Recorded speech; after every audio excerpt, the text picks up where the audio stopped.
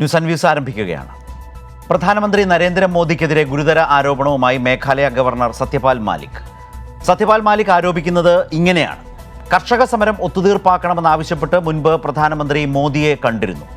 കർഷക സമരം അവസാനിപ്പിക്കാൻ മുൻകൈയെടുക്കണമെന്ന് നിർദ്ദേശിച്ചപ്പോൾ മോദി ധാർഷ്ട്യത്തോടെ പെരുമാറി. കർഷകർ മരിച്ചത് തനിക്ക് വേണ്ടിയല്ലെന്ന് മോദി പറഞ്ഞു. തുടർന്ന് മോദിയുമായി തർക്കിക്കേണ്ടി വന്നു. മോദി വളരെ മോശമായി പെരുമാറി. 500 കർഷകർ സമരത്തിനിടെ മരിച്ചുവെന്ന് പറഞ്ഞപ്പോൾ അവർ എനിക്ക് വേണ്ടിയാണോ മരിച്ചത് എന്നായിരുന്നു മോദിയുടെ മറുചോദ്യം. താങ്കൾ രാജാവായിരിക്കുന്നത് കൊണ്ടാണ് ഇത് സംഭവിച്ചതെന്ന് തിരിച്ചു പറഞ്ഞു. 5 മിനിറ്റിനുള്ളിൽ ചർച്ച അവസാനിപ്പിച്ച് പോരേണ്ടി വന്നു. ഉത്തർപ്രദേശിൽ നിന്നുള്ള മുതിർന്ന BJP നേതാവ് കൂടിയാണ് സത്യപാൽ മാലിക് എന്നതുകൂടി ഓർക്കണം. ഇന്നത്തെ ദേശീയ വാർത്താ മാധ്യമങ്ങളിലൊക്കെ വളരെ സജീവമായി ഇടം പിടിച്ചിട്ടുള്ള ഒരു വാർത്ത കൂടിയാണ് ഇത്. ഹരിയാനയിലെ ഒരു പൊതു ചടങ്ങിൽ വെച്ചാണ് മേഘാലയ ഗവർണറുടെ ഈ പരാമർശം. മേഘാലയ ഗവർണർ സത്യപാൽ മാലിക് മുൻപും കർഷക സമരവുമായി ബന്ധപ്പെട്ട് സർക്കാരിൻ്റെ നിലപാടിന് എതിരെ ശക്തമായ പരസ്യ നിലപാട് സ്വീകരിച്ചിരുന്നു എന്നതുകൂടിയുണ്ട്. ഇന്ന് ചർച്ചയിൽ പങ്കെടുക്കുന്നത് doctor V Sivadasan MP CPIM, Sri Jayashankar S BJP, M Prashanth മാധ്യമപ്രവർത്തകൻ, രാഷ്ട്രീയ നിരീക്ഷകൻ അഡ്വക്കേറ്റ് ലാൽകുമാർ. ചർച്ചയിലേക്ക്. ശ്രീ ജയശങ്കർ, പ്രധാനമന്ത്രി പദത്തിലിരിക്കുന്ന ഒരാളെ സംബന്ധിച്ച് പദമൊഴിയുന്ന കാലത്തൊക്കെ പലതരത്തിലുള്ള വെളിപ്പെടുത്തലുകളും ഒക്കെ കണ്ടിട്ടുണ്ട്. പ്രധാനമന്ത്രിയായിരിക്കെ രാജ്യം ഏറ്റവും അധികം ശ്രദ്ധിച്ച ഒരു വിഷയത്തിൽ, ഏറ്റവും ഒടുവിൽ കേന്ദ്ര സർക്കാരിൻ്റെ വിഷയത്തിൽ കർഷകരോട് പ്രധാനമന്ത്രിക്ക് തന്നെ മാപ്പ് പറഞ്ഞ് പിൻവാങ്ങേണ്ടി വന്നു, ആ നിയമങ്ങളിൽ നിന്ന് പിൻവാങ്ങേണ്ടി വന്നു എന്നൊരു യാഥാർത്ഥ്യം നിലനിൽക്കെ തുടക്കം മുതൽ ഇതിൽ കേന്ദ്ര സർക്കാരിന് പിഴയ്ക്കുന്നു എന്ന് പരസ്യ നിലപാടെടുത്ത അതേയാൾ സത്യപാൽ മാലിക് BJPയുടെ UPയിൽ നിന്നുള്ള ഒരു മുതിർന്ന നേതാവാണ്, മേഘാലയ ഗവർണറാണ്. അങ്ങനെ ഒരാൾ വളരെ പരസ്യമായി മോദിയുടെ സമീപനത്തെക്കുറിച്ച്, പ്രകടിപ്പിച്ച ധിക്കാരത്തെക്കുറിച്ചൊക്കെ പരസ്യമായി ഒരു വെളിപ്പെടുത്തൽ നടത്തുന്നത് എങ്ങനെയാണ് നിങ്ങൾക്ക് നിരാകരിക്കാനാവുക, അല്ലെങ്കിൽ അതിന് മറുപടി പറഞ്ഞ് മുന്നോട്ട് പോകാൻ സാധ്യമാവുക? ശ്രീ നരേന്ദ്രമോദി അധികാരത്തിൽ വന്നത് മുതൽ ഇതുപോലെയുള്ള പല പ്രശ്നങ്ങളും നേരിടേണ്ടതായിട്ട് വന്നിട്ടുണ്ട്.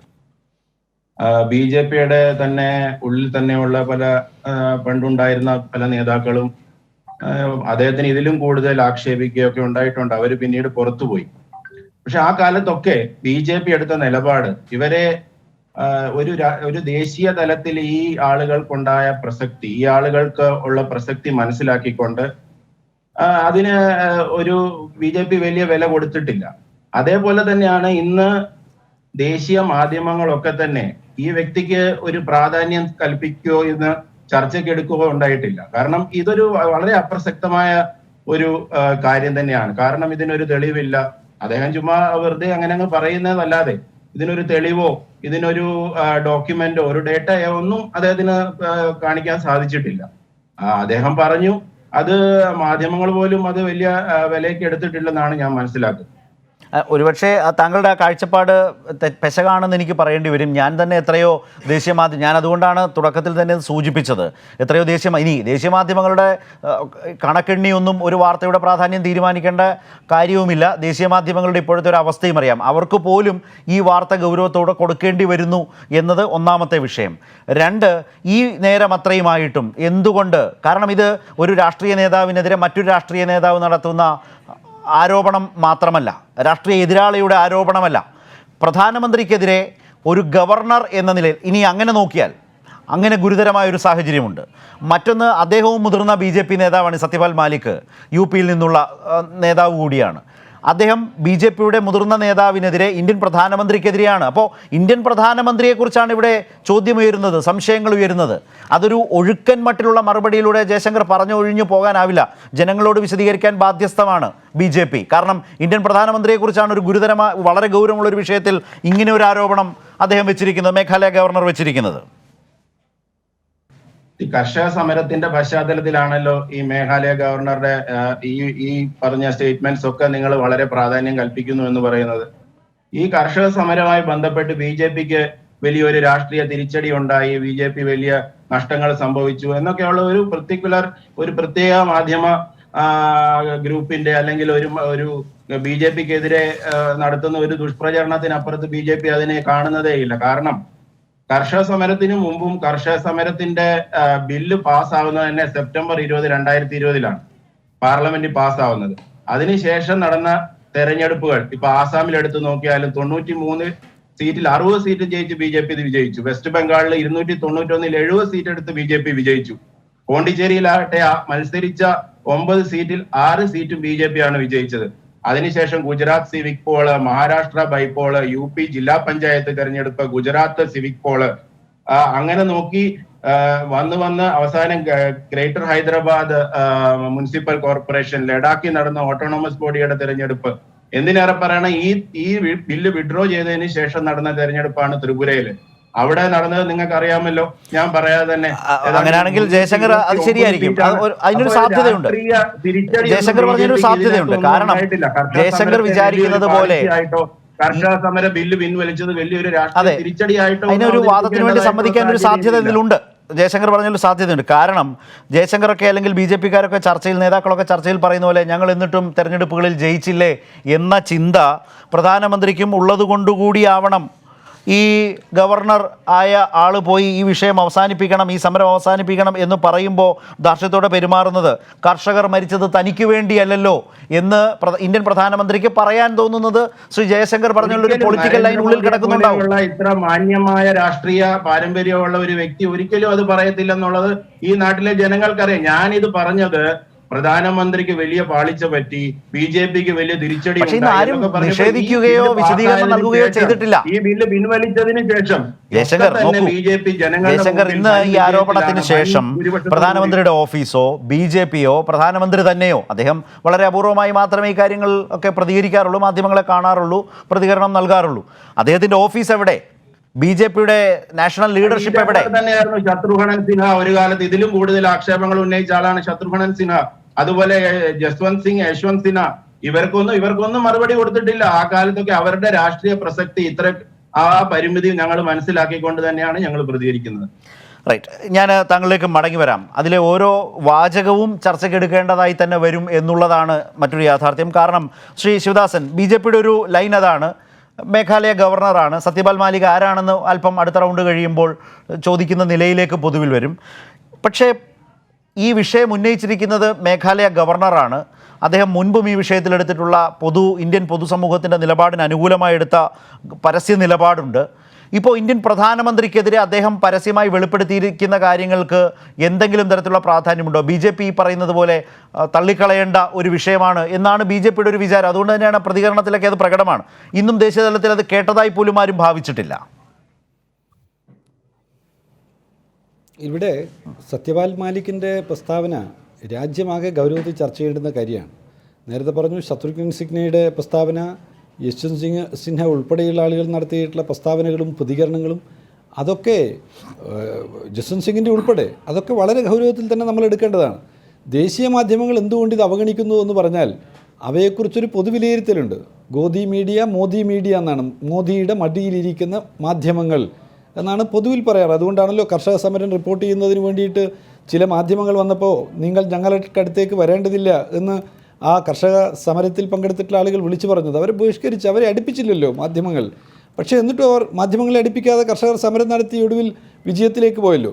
ഇവിടെ ഈ സത്യപാൽ മാലിക് എന്ന് പറയുന്നത് ചെറിയ ആളല്ല, ഗവർണറാണ്. ഗവർണർ എന്ന് പറഞ്ഞാൽ രാഷ്ട്രപതിയുടെ പ്രതിനിധിയാണ്.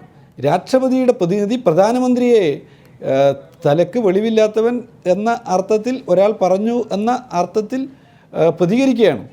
പ്രധാനമന്ത്രിയെക്കുറിച്ച്, കർഷക സമരത്തെക്കുറിച്ച് താൻ സംസാരിച്ചപ്പോൾ 5 മിനിറ്റ് മാത്രമേ ഉണ്ടായുള്ളൂ. ഏറ്റവും അരഗൻ്റായിട്ടാണ് പ്രധാനമന്ത്രി പെരുമാറിയിട്ടുള്ളത്. 500 ആളുകൾ മരിച്ചു വീണ് കഴിഞ്ഞു. ആ 500 ആളുകൾ നമ്മുടെ ആളുകളല്ലേ, നമ്മുടെ നാട്ടിലെ കർഷകരല്ലേ, അവരെ സഹായിക്കണ്ടേ എന്ന് ചോദിച്ചപ്പോൾ മുഖം തിരിഞ്ഞ് നിൽക്കുകയായിരുന്നു എന്നാണ് സത്യപാൽ മാലിക് പറഞ്ഞിട്ടുള്ളത്. അദ്ദേഹം പറഞ്ഞിട്ടുള്ള വാക്കുകൾ ഇങ്ങനെയാണ്: കർഷക പ്രശ്നം ചർച്ച ചെയ്യാൻ പ്രധാനമന്ത്രിയെ കാണാൻ പോയപ്പോൾ 5 മിനിറ്റിനുള്ളിൽ ഞാൻ അദ്ദേഹവുമായി വഴക്കിട്ടു. അദ്ദേഹം വളരെ അഹങ്കാരത്തോടെയാണ് പ്രതികരിച്ചത്. നമ്മളുടെ സ്വന്തം കർഷകർ 500 പേർ മരിച്ചുവെന്ന് ഞാൻ അദ്ദേഹത്തോട് പറഞ്ഞപ്പോൾ അദ്ദേഹം പറഞ്ഞു, അവർ എനിക്ക് വേണ്ടിയാണോ മരിച്ചത്? ഞാൻ അദ്ദേഹത്തോട് പറഞ്ഞു, അതെ, കാരണം നിങ്ങൾ രാജാവാണ്.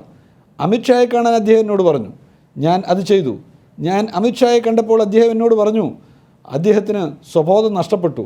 നിങ്ങൾ ഇതൊന്നും ചിന്തിച്ച് വിഷമിക്കേണ്ട, ഞങ്ങളോട് ബന്ധപ്പെട്ടുകൊണ്ടിരിക്കുക എന്ന് അമിത്ഷാ പറഞ്ഞു എന്നുകൂടിയാണ് പറയുന്നത്. ഇദ്ദേഹം ബി ജെ പിയുടെ പ്രധാനപ്പെട്ട നേതാക്കന്മാരിൽ ഒരാളായിരുന്നു. ഇന്ത്യയിൽ നിയമിക്കപ്പെട്ടിട്ടുള്ള എല്ലാ ഗവർണർമാരും ബി ജെ പിയുടെ പ്രധാനപ്പെട്ട ആളുകളായിരിക്കും. അത് കേരളത്തിൽ മുഹമ്മദ് ആരിഫ് ഖാനായാലും ഇവരൊക്കെ ബി ജെ പിയുമായിട്ട് ചേർന്ന് നിന്നിട്ടുള്ള ആളുകളാണ്. അതുകൊണ്ടാണ് അവരെ ഗവർണർമാരാക്കി നിശ്ചയിച്ചിട്ടുള്ളത്. ചില സംസ്ഥാനങ്ങളിൽ ബി ജെ പിയുടെ നിശ്ചയിച്ചിട്ടുള്ള ഗവർണർമാർ ബി ജെ പി സംസ്ഥാന പ്രസിഡന്റുമാർ എഴുതി കൊടുക്കുന്നത് മാത്രം പറയുന്ന നിലയിലേക്കൊക്കെ മാറിയതായിട്ട് പലരും ആക്ഷേപം ഉന്നയിച്ചിരുന്നു. അതിലേക്കും ഞാൻ കടക്കുന്നില്ല. സത്യപാൽ മാലിക് അദ്ദേഹം നേരത്തെ ബി ജെ പിയുടെ ദേശീയ വൈസ് പ്രസിഡൻ്റായിരുന്നു, ഒറീസയുടെ ഗവർണറായിരുന്നു, തുടർന്ന് ബീഹാർ ഗവർണറായി പ്രവർത്തിച്ചു, തുടർന്ന് ഗോവയുടെ ഗവർണറായി, പിന്നീട് ജമ്മു കാശ്മീരിലെ ഗവർണറായി, അത് കഴിഞ്ഞിട്ടാണ് മേഘാലയയുടെ ഗവർണറായിട്ടുള്ളത്. നോക്കുക, വിവിധ സംസ്ഥാനങ്ങളുടെ ഗവർണറായി പ്രവർത്തിച്ചിട്ടുള്ള, ബി ജെ പിയുടെ ദേശീയ വൈസ് പ്രസിഡൻ്റായി പ്രവർത്തിച്ചിട്ടുള്ള, പാർലമെൻറ്റ് അംഗമായി പ്രവർത്തിച്ചിട്ടുള്ള അങ്ങനെയൊക്കെയുള്ള ഒരാളാണ് പറയുന്നത് മോദി അദ്ദേഹം പെരുമാറിയിട്ടുള്ളത് വളരെ മോശപ്പെട്ട നിലയിലാണ്, ഒരിക്കലും അംഗീകരിക്കാൻ കഴിയാത്ത നിലയിലാണ്, ഇത് പരാജയത്തിൻ്റെ സൂചനയാണ് എന്ന മട്ടിൽ ഉൾപ്പെടെ പ്രതികരിച്ചു കഴിഞ്ഞിരിക്കുന്നു. ഇതിനു മുമ്പ് അദ്ദേഹം ജമ്മു കാശ്മീരിലെ ഗവർണറായി പ്രവർത്തിക്കുന്ന സമയത്ത് പറഞ്ഞു, വലിയ അഴിമതിയുമായി ബന്ധപ്പെട്ട് NHL ബന്ധപ്പെട്ടിട്ടുണ്ട്. കമ്മീഷൻ ഇന്ത്യയിൽ ഏറ്റവും കൂടുതൽ വാങ്ങുന്നത് ജമ്മു കാശ്മീരിലാണ്. മറ്റ് സ്ഥലങ്ങളിലൊക്കെ 5% കൈക്കൂലിയായി കമ്മീഷനായി വാങ്ങിക്കൊണ്ടിരിക്കുന്നതെന്നാൽ ജമ്മു കാശ്മീരിൽ 15% വാങ്ങിക്കൊണ്ടിരിക്കുന്നത്. അംബാനിയുടെ കമ്പനിക്ക് കരാറൊപ്പിടുന്നതിന് വേണ്ടിയുള്ള അഴിമതിയുടേതായിട്ടുള്ള നീക്കങ്ങൾ ജമ്മു കാശ്മീരിൽ നടക്കുകയാണ് എന്നൊക്കെ അദ്ദേഹം പറയുകയുണ്ടായി. ബി ജെ പി അഴിമതിമുക്തമായിട്ടുള്ള ഒരു രാജ്യമെന്ന് പറഞ്ഞിട്ടുള്ള അധികാരത്തിൽ വന്നിട്ടുള്ള ആളുകളുടെ സമയത്ത് രാജ്യത്തിൻ്റെ വിവിധ മേഖലകളിൽ അഴിമതിയാണ് നടന്നുകൊണ്ടിരിക്കുന്നത്, കടുത്ത ജനവിരുദ്ധതയാണ് എന്ന് ഒരു ഗവർണർ തന്നെ പറയുന്നു, ബി ജെ പിയുടെ നേതാവായി പ്രവർത്തിച്ചിട്ടുള്ള ഒരാൾ പറയുന്നു എന്ന് പറയുമ്പോൾ അഴിമതിയുടെ ജനവിരുദ്ധതയുടെ ആഴമാണ് ഇവിടെ വെളിവാകുന്നത്. അതുകൊണ്ട് ഇദ്ദേഹം പറഞ്ഞിട്ടുള്ള വിഷയം ജനങ്ങൾക്കിടയിൽ സജീവമായ ചർച്ചക്കായി ഉയർത്തിക്കൊണ്ടുവരേണ്ടുന്ന ചുമതലയും കടമയും മാധ്യമങ്ങൾക്കുണ്ടായിരുന്നു. പക്ഷേ മോദിയുടെ മാധ്യമങ്ങൾ അത് ഉയർത്തിക്കൊണ്ടുവന്നില്ല എന്നുള്ളതാണ് ഇപ്പോൾ നമ്മുടെ മുമ്പിലുള്ള ഒരു യാഥാർത്ഥ്യം. ഇവിടെ ശ്രീ ലാൽകുമാർ, ഇപ്പോൾ ബി ജെ പിയുടെ IT സെല്ലിൻ്റെ കൺവീനറായിട്ടുള്ള ശ്രീ ജയശങ്കറാണ് ഈ ചർച്ചയിൽ പങ്കെടുത്തുകൊണ്ട് ഈ വിഷയത്തെക്കുറിച്ചൊരു ആദ്യ പ്രതികരണം നടത്തിയത്. അതുമായി ബന്ധപ്പെട്ട ചില ഈ സംഭാഷണത്തിന് അല്ലെങ്കിൽ ഈ ഗവർണർ വെളിപ്പെടുത്തിയ വിവരങ്ങളൊക്കെ അതിൽ സൂചിപ്പിച്ചു. ഒരു സാധാരണ നിലയ്ക്ക് നോക്കുമ്പോൾ വളരെ ഗൗരവമായിട്ടുള്ള ഒരു പ്രധാനമന്ത്രിയെ പോലെ പ്രധാനമന്ത്രി പദത്തിലിരിക്കുന്ന ഒരു വ്യക്തിയെക്കുറിച്ച് മറ്റൊരാൾ ഉന്നയിക്കുന്ന, അതും ഭരണഘടനാപരമായ മറ്റൊരു പദവിയിലിരിക്കുന്നയാൾ ഉന്നയിക്കുന്ന ഗുരുതരമായ ആരോപണമുണ്ട്. വളരെ ഗൗരവപ്പെട്ടൊരു വിഷയത്തിൽ അദ്ദേഹത്തിൻ്റെ 5 മിനിറ്റ് കൂടിക്കാഴ്ചക്കിടയിൽ പറയുന്ന ഓരോ വാചകങ്ങളും ഓരോ ഡയലോഗായി, സംഭാഷണമായി ഇന്ന് വാർത്തകളിൽ നിൽക്കുകയാണ്. ഇത് വളരെ ഗൗരവമുള്ളതാണോ?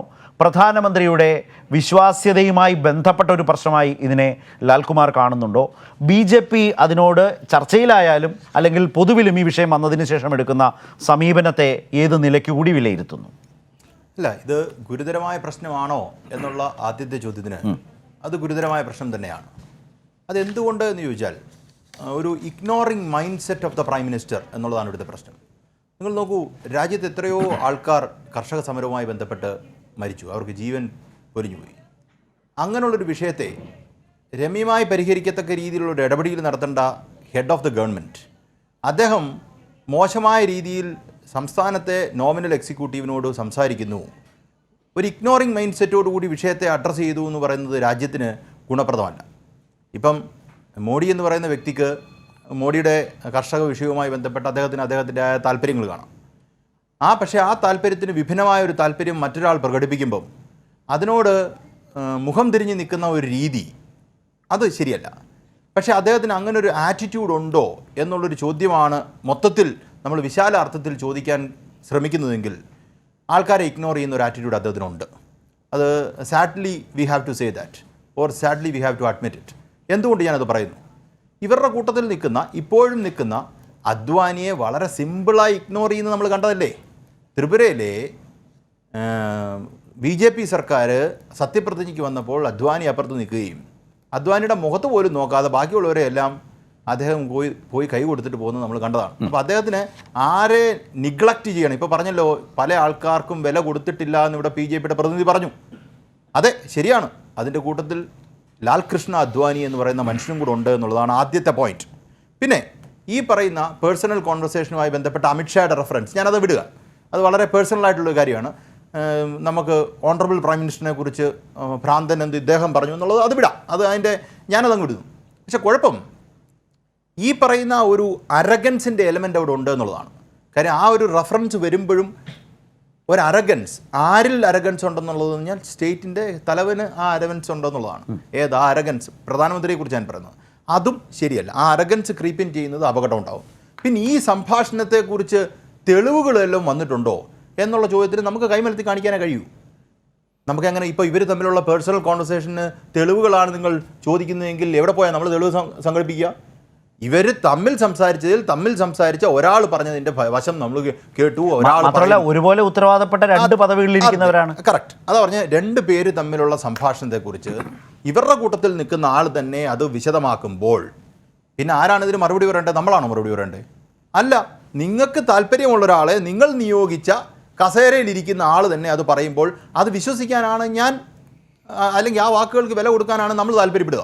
അത് നമ്മുടെ രാഷ്ട്രീയം കൊണ്ടാണെന്ന് വേണമെങ്കിൽ നിങ്ങൾക്ക് ആരോപിക്കാം. പക്ഷേ കുഴപ്പം ആ കസേരയിൽ ഇരിക്കുന്നത് നിങ്ങളുടെ താല്പര്യത്തിനനുസരിച്ചാണ്. പിന്നെ അടുത്ത വലിയ വിഷയം ഇതിനകത്ത് ഉണ്ടായത് നാഷണൽ മീഡിയയുമായി ബന്ധപ്പെട്ടതാണ്. കുറേ നാളുകളായി ദേശീയ മാധ്യമങ്ങളിൽ പല സന്ദർഭങ്ങളിലും ചർച്ചയിൽ പങ്കെടുക്കുകയും പിന്നെ പങ്കെടുക്കണ്ട എന്ന് തീരുമാനിച്ച ഒരാളാണ് ഞാൻ. കാര്യം അവിടുത്തെ ഈ പറയുന്ന ഡ്രക്കോണിയൻ സ്റ്റൈലിലുള്ള ഇടപെടൽ കൊണ്ട് തന്നെ വേണ്ട എന്ന് വിചാരിച്ചു.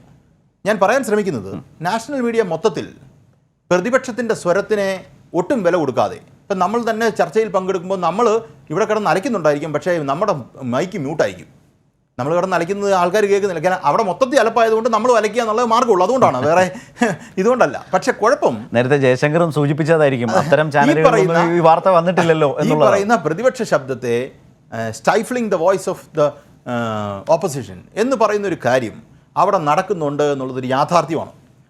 ഇത് മൊത്തം വിഷയങ്ങൾ അല്ലെങ്കിൽ ഈ പറയുന്ന മൊത്തം മീഡിയ ഹൗസസും മോഡിയുടെ കക്ഷത്തിലിരിക്കുന്നതുകൊണ്ട്, ഐ റിപ്പീറ്റ്, അദ്ദേഹത്തിൻ്റെ കക്ഷത്തിലിരിക്കുന്നതുകൊണ്ട് എന്ത് വേണം കഴിക്കാം. കാര്യം രാജ്ദീപ് സർദേശായി ഒരിക്കൽ പറഞ്ഞിട്ടുണ്ട്, ഇദ്ദേഹത്തെ തറയിലിരുത്തിയ ഒരു കഥ രാജ്ദീപ് സർദേശായി പറയുന്നുണ്ട്. അത് വെച്ചാൽ ഇന്ത്യയിലെ ഏറ്റവും മുതിർന്ന മാധ്യമപ്രവർത്തകൻ, ഏറ്റവും പ്രമുഖനായ മാധ്യമപ്രവർത്തകൻ, ഓക്സ്ഫോർഡിൽ പഠിച്ച മാധ്യമപ്രവർത്തകൻ തറയിൽ മോഡിയുടെ മുന്നിൽ ഇരിക്കേണ്ട സാഹചര്യം വന്നിട്ടുള്ളതിനെക്കുറിച്ച് അദ്ദേഹം എക്സ്പ്ലെയിൻ ചെയ്യുന്നുണ്ട്.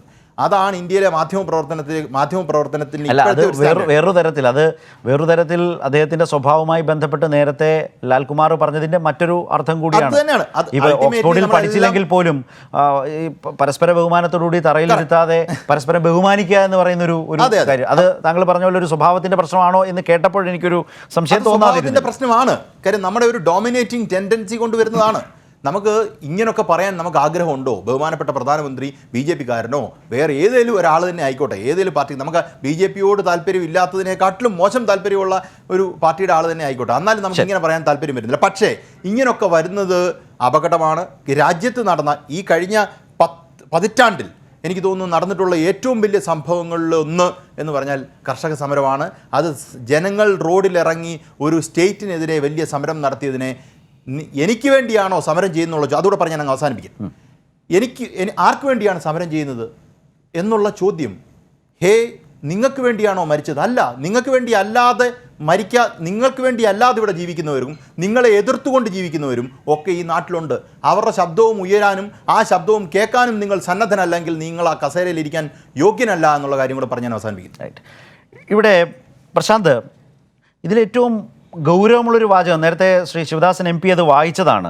500 കർഷകർ സമരത്തിനിടെ നമ്മുടെ കർഷകർ മരിച്ചിട്ടുണ്ട് എന്ന് ഈ സത്യപാൽ മാലിക് എന്ന ഗവർണർ പറയുമ്പോൾ പ്രധാനമന്ത്രി പറയുന്നത് അവർ എനിക്ക് വേണ്ടിയാണോ മരിച്ചത്? അതൊരു അസാമാന്യ ചോദ്യം തന്നെയാണ്. ഇന്ത്യൻ പ്രധാനമന്ത്രിയുടെ ഭാഗത്ത് നിന്ന് ആ ഗവർണർ വെളിപ്പെടുത്തിയതാണ്. ആ വെളിപ്പെടുത്തിയ വിഷയത്തിൽ ഇപ്പോൾ ദേശീയ മാധ്യമങ്ങളെക്കുറിച്ചൊക്കെ പറഞ്ഞു. ഞാൻ മുമ്പ് അദ്ദേഹത്തോട് ദേശീയ മാധ്യമങ്ങളിൽ ഉണ്ട് എന്ന് ഞാൻ പറഞ്ഞത് ഞാൻ വായിച്ച ചില ദേശീയ മാധ്യമങ്ങളുടെ ഓൺലൈനാണ്. അദ്ദേഹം പറഞ്ഞത് ശരിയാണ്. കാരണം ഈ ബഹുഭൂരിപക്ഷം വരുന്ന ദൃശ്യമാധ്യമങ്ങൾ അതിനെ തൊട്ടിട്ടുണ്ടാവുമായിരിക്കില്ല, എനിക്കറിയില്ല അതേക്കുറിച്ച്.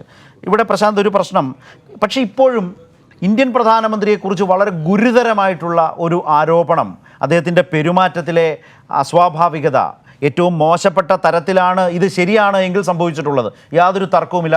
ശരിയാണ് എങ്കിൽ അത് ശരിയല്ല അദ്ദേഹത്തിൻ്റെ പെരുമാറ്റത്തിലെ ആ രീതി എന്ന് ആളുകൾ പറയും എന്നുള്ള കാര്യത്തിൽ സംശയമൊന്നുമില്ല. കാരണം ഈ കർഷക സമരവുമായി ബന്ധപ്പെട്ടായത്. പക്ഷേ BJP നോക്കൂ, അതേക്കുറിച്ച് പ്രതികരിക്കാതെ തന്നെ ഒഴിവാക്കുക, അവഗണിക്കുക എന്നൊരു ശൈലിയാണോ സ്വീകരിക്കുന്നത്? നമുക്കറിയാം ഈ വിഷയത്തെക്കുറിച്ച് പ്രതികരിക്കേണ്ടത് അത് സത്യപാൽ മാലിക് പരാമർശിച്ചിട്ടുള്ള ആ രണ്ടുപേരാണ്. ഒന്നുകിൽ നരേന്ദ്രമോദി പ്രതികരിക്കുക, അല്ലെങ്കിൽ അമിത്ഷാ പ്രതികരിക്കുക, അതല്ലെങ്കിൽ അവരുടെ നിർദ്ദേശപ്രകാരം BJPയുടെ ഒരു വക്താവോ മറ്റോ പ്രതികരിക്കുക. അപ്പൊ എന്തായാലും അതല്ലാതെ മറ്റൊരു BJP നേതാവിനും ഈ വിഷയത്തിൽ ഒരു വാക്കുപോലും സംസാരിക്കാനാവില്ല. BJPക്കുള്ളിൽ ഇപ്പോഴത്തെ ഒരു സാഹചര്യം നമുക്കറിയാം. രണ്ട് വ്യക്തികളുടെ ഒരു ആധിപത്യം പൂർണ്ണമായും നിലനിൽക്കുന്ന ഒരു സംഘടനാ സംവിധാനമായി BJP മാറിക്കഴിഞ്ഞിരിക്കുന്നു. അഭിപ്രായ സ്വാതന്ത്ര്യം എന്നത് അല്പം പോലും ഇല്ലാത്ത ഒരു സാഹചര്യമാണ് കഴിഞ്ഞ ഒരു 7-8 കൊല്ലക്കാലമായി BJPക്കുള്ളിലുള്ളത്. ആ ഒരു സാഹചര്യത്തിൽ മറ്റൊരു BJP നേതാവിൽ നിന്നും ഈ വിഷയത്തിൽ ഒരു പരാമർശം നമ്മൾ പ്രതീക്ഷിക്കേണ്ടതില്ല. പിന്നെ ഇത് അവഗണിച്ച് തള്ളുകയാണോ എന്ന് ചോദിച്ചാൽ പലപ്പോഴും പലതിനെയും അവഗണിച്ച് തള്ളുന്ന ഒരു സമീപനം തന്നെയാണ് പ്രധാനമന്ത്രി എന്ന നിലയിൽ അദ്ദേഹം നരേന്ദ്രമോദി കഴിഞ്ഞ 7 വർഷമായി സ്വീകരിച്ചു കൊണ്ടിട്ടുള്ളത്. നമുക്കറിയാം, പാർലമെന്റിൽ പല സുപ്രധാന വിഷയങ്ങൾ ഉയരുമ്പോഴും പ്രതിപക്ഷം ശക്തമായി പല പ്രതിഷേധങ്ങൾ ഉയർത്തുമ്പോഴും അതിനെയൊന്നും കണ്ടില്ല, അല്ലെങ്കിൽ അതിനെല്ലാം നിസ്സാരവൽക്കരിക്കുന്ന ഒരു സമീപനമാണ്. പാർലമെന്റിൽ അദ്ദേഹം സംസാരിക്കുന്നത് തന്നെ വളരെ അപൂർവമാണ്. കഴിഞ്ഞ ശീതകാല സമ്മേളനത്തിൽ ആദ്യത്തെ ഒരു ദിവസം മാത്രമാണ് അദ്ദേഹം സഭയിൽ ഹാജരായത് പോലും. അതിനുശേഷമുള്ള ഒരൊറ്റ ദിവസം പോലും സഭയിൽ വരാൻ പോലും കൂട്ടാക്കാത്ത ഒരു മനോഭാവമാണ് നമ്മുടെ പ്രധാനമന്ത്രിക്കുള്ളത്. അപ്പോൾ അതുകൊണ്ട് തന്നെ സത്യപാൽ മാലിക് പറഞ്ഞ ആ വാക്ക് വളരെ യോജിക്കുന്ന ഒന്നായി മാറുകയാണ്. തികഞ്ഞും അഹംഭാവത്തോടെ അഹങ്കാരത്തോടെ പെരുമാറുന്ന ഒരു പ്രധാനമന്ത്രി എന്നുള്ളത്. അതിന് മറ്റു ഒരുപാട് ഉദാഹരണങ്ങളുണ്ട്. ഇവിടെ ഈ വിഷയം പ്രസക്തമാവുന്നത് ഇത് ആര് പറഞ്ഞു എന്നതിൽ നിന്നാണ്. ഏതെങ്കിലും ഒരു രാഷ്ട്രീയ എതിരാളി പറയുന്ന ഒരു വാക്കല്ല. അതല്ല എങ്കിൽ BJPയിൽ തന്നെ ഇവരോട് പിണങ്ങിപ്പോയ ഏതെങ്കിലും ഇവരോട് ശത്രുതയുള്ള ഏതെങ്കിലും മുൻ BJP നേതാവ് പറയുന്ന ഒരു വാക്കല്ല. നിലവിൽ ഭരണഘടനാ പദവി വഹിക്കുന്ന രാഷ്ട്രപതിയാൽ നിയമിക്കപ്പെട്ട, അതായത് സർക്കാരിന്റെ ശുപാർശ പ്രകാരം രാഷ്ട്രപതിയാൽ നിയമിക്കപ്പെടുന്ന സുപ്രധാനമായ ഭരണഘടനാ പദവി വഹിക്കുന്ന ഒരു വ്യക്തിയാണ് ആ ഗവർണർ സ്ഥാനത്തിരുന്നുകൊണ്ട് ഈ ഒരു ഗുരുതരമായ പരാമർശം നടത്തിയിട്ടുള്ളത്. നമുക്കറിയാം, സത്യപാൽ മാലിക് അദ്ദേഹം UPയിൽ നിന്നുള്ള ഒരു ജാട്ട് വിഭാഗക്കാരനായ നേതാവാണ്. ചരൺ സിംഗിന്റെ പാർട്ടിയിലൂടെ തുടങ്ങി, പിന്നീട് കോൺഗ്രസിൽ വന്നു, അതിനുശേഷം VP സിംഗിന്റെ പാർട്ടിയിൽ പോയി, പിന്നീട് BJPയിൽ വന്നു. BJPയിൽ വന്നത് ഈ മോഡി പ്രഭാവം ശക്തമായ ആ ഒരു ഘട്ടത്തിൽ BJPയിലേക്ക് വന്ന നേതാവല്ല. അതിനു മുമ്പ് തന്നെ 2008 തന്നെ BJPയിൽ എത്തിയ ഒരു നേതാവാണ്. 2012 BJPയുടെ ദേശീയ വൈസ് പ്രസിഡന്റായി അദ്ദേഹം പ്രവർത്തിച്ചിട്ടുണ്ട്. BJPയുടെ കർഷക മോർച്ച വിഭാഗത്തിന്റെ നേതാവായിരുന്നു. BJP നേതൃത്വം നൽകിയ പല കർഷക സമരങ്ങളിലും, പ്രതിപക്ഷത്തായിരുന്നപ്പോൾ ഉണ്ടായിരുന്ന പല കർഷക സമരങ്ങൾക്കും നേതൃത്വം നൽകിയ ഒരു വ്യക്തിയായിരുന്നു. അങ്ങനെ ദീർഘനാളായി BJPയുമായി അടുത്ത ബന്ധം പുലർത്തുന്ന ഒരു സുപ്രധാന വ്യക്തിയാണ് അദ്ദേഹം. സുപ്രധാന വ്യക്തിയാവുന്നത് മറ്റൊരു കാരണം കൂടി ചൂണ്ടിക്കാട്ടുന്നുണ്ട്. കാരണം നമുക്കറിയാം, ഇപ്പൊ 2ാം മോഡി സർക്കാർ, അല്ലെങ്കിൽ 1ാം മോഡി സർക്കാർ, 2ാം മോഡി, രണ്ടും ആയിക്കോട്ടെ, മോഡി ഭരണത്തിൽ ഏറ്റവും വലിയ ഭരണ നേട്ടമായി സംഘപരിവാർ അല്ലെങ്കിൽ RSS അല്ലെങ്കിൽ BJP ഉയർത്തിക്കാട്ടുന്നത് ജമ്മു കാശ്മീരിന്റെ പ്രത്യേക പദവി എടുത്തു കളഞ്ഞു എന്നുള്ള ഒരു നടപടിയാണ്. ആർട്ടിക്കിൾ 370 റദ്ദാക്കി എന്നുള്ള ഒരു നടപടിയാണ്. അത്തരമൊരു ഏറ്റവും സുപ്രധാനമായ തീരുമാനം കേന്ദ്ര സർക്കാർ എടുക്കുന്ന ഘട്ടത്തിൽ ആ സംസ്ഥാനത്ത് ഗവർണർ സ്ഥാനം അലങ്കരിച്ചിരുന്ന വ്യക്തിയാണ് സത്യപാൽ മാലിക് എന്നതും കൂടി നമ്മൾ ഓർക്കേണ്ടതുണ്ട്. അത്രമാത്രം BJPക്കും സംഘപരിവാറിനും പ്രിയപ്പെട്ട അല്ലെങ്കിൽ വിശ്വസ്തനായ ഒരു നേതാവായിരുന്നു സമീപകാലം വരെ സത്യപാൽ മാലിക് എന്ന് പറയേണ്ടി വരും. എന്നാൽ പിന്നീട് ഏതൊക്കെയോ ഘട്ടങ്ങളിൽ ചില വിയോജിപ്പുകൾ വന്നിട്ടുണ്ടാവാം. അദ്ദേഹത്തിനെ കാശ്മീരിൽ നിന്ന് ഗോവയിലേക്ക് മാറ്റി, പിന്നീട് ഗോവയിൽ നിന്ന് ഇപ്പോൾ മേഘാലയയിൽ എത്തിയിരിക്കുന്നു. സമീപകാലത്തായി വളരെ ഗൗരവമേറിയ ഒട്ടേറെ തുറന്നു പറച്ചിലുകൾ സത്യപാൽ മാലിക് നടത്തിയിട്ടുണ്ട്. അപ്പോൾ അതിനെയൊക്കെ അവഗണിക്കുന്ന ഒരു മനോഭാവം തന്നെയാണ് BJP നേതൃത്വം അല്ലെങ്കിൽ മോഡി അമിത്ഷാ സഖ്യം സ്വീകരിക്കുന്നതെങ്കിലും എത്ര നാൾ ആ ഒരു നിലയിൽ മുന്നോട്ട് പോകാനാവും എന്നത് ഗൗരവമുണർത്തുന്ന ചോദ്യമാണ്. ഒന്നുകിൽ ഇത് ഖണ്ഡിക്കാൻ അവർ തയ്യാറാവണം. ഇങ്ങനൊരു സംഭവം നടന്നിട്ടില്ല എന്ന് പറയാൻ ബന്ധപ്പെട്ടവർ തയ്യാറാവണം. അതല്ല എങ്കിൽ സത്യപാൽ മാലിക്കിനെ ഈ ഗവർണർ സ്ഥാനത്ത് അല്ല, മറ്റൊരു തരത്തിൽ ഒന്ന് BJP അത് നിഷേധിക്കുന്നില്ല, പ്രധാനമന്ത്രിയുടെ ഓഫീസ് നിഷേധിക്കുന്നില്ല എന്നത് പ്രശ്നത്തെ കുറെ കൂടി ഗൗരവമാക്കുന്നില്ല. കാരണം അദ്ദേഹം ആക്ഷേപിച്ചത് അങ്ങനെയെങ്കിൽ, അല്ലെങ്കിൽ ആരോപണം ഉന്നയിച്ചത് ഇന്ത്യൻ പ്രധാനമന്ത്രിക്ക് നേരെയാണ്. ഈ ആരോപണം ഉന്നയിച്ചയാൾ ഗവർണറായിരിക്കുകയാണ്. അപ്പോൾ ആ തരത്തിലൊരു സാഹചര്യം കൂടി ഇതിലുണ്ട്. ഏതെങ്കിലും ഒരു രാഷ്ട്രീയാരോപണമായി കണ്ട് ഒഴിവാക്കാവുന്നതല്ല.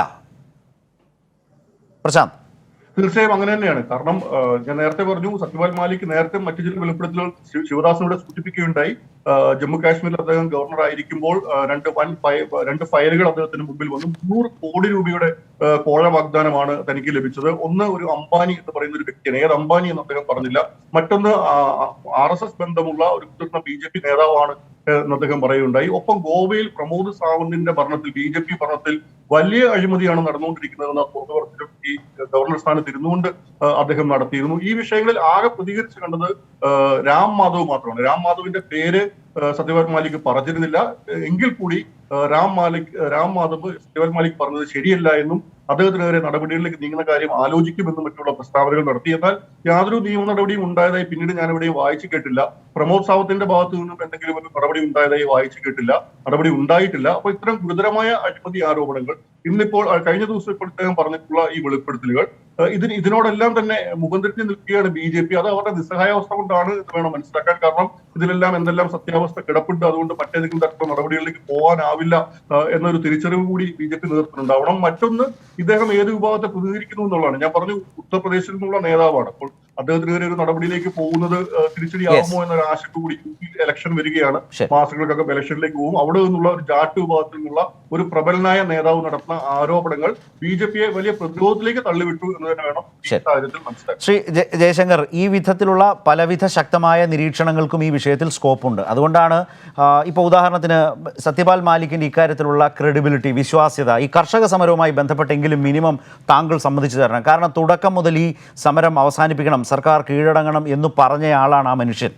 പല സ്റ്റേറ്റിൽ ഗവർണറായിരുന്നുകൊണ്ട് ഉദാഹരണത്തിന് ഒക്ടോബർ 18 അദ്ദേഹം പറഞ്ഞൊരു കാര്യമുണ്ട്, BJP നേതാക്കൾക്കും പ്രവർത്തകർക്കും ഈ UPയുടെ തെരഞ്ഞെടുപ്പ് വരാൻ പോകുന്ന UPയുടെ നിരവധി മേഖലകളിലേക്കും ഗ്രാമങ്ങളിലേക്കും ചെല്ലാൻ പോലും കഴിയില്ല എന്ന് ഒക്ടോബർ 18 പറഞ്ഞ ആളാണ് സത്യപാൽ മാലിക്. അദ്ദേഹം പറയുന്നത്, ഞാൻ മീററ്റിൽ നിന്നുള്ളയാളാണ്, എൻ്റെ ഏരിയയിൽ ഒരു BJP നേതാവിനും ഞങ്ങളുടെ ഒന്നും വില്ലേജുകളിൽ കയറാൻ പോലും ഈ കർഷക സമരം ഇങ്ങനെ നടക്കുമ്പോൾ കഴിയില്ല. മീററ്റിൽ കഴിയില്ല, മുസഫർ നഗറിൽ കഴിയില്ല, ബാഗ്പത്തിൽ കഴിയില്ല, ആ മേഖലകളിൽ ഒന്നും കഴിയില്ല എന്ന് ഒക്ടോബറിൽ പറഞ്ഞയാളാണ്. അപ്പോൾ ഈ വിഷയത്തിൽ അദ്ദേഹത്തിന് തുടർച്ചയായി ഒരേ നിലപാടേ ഉള്ളൂ.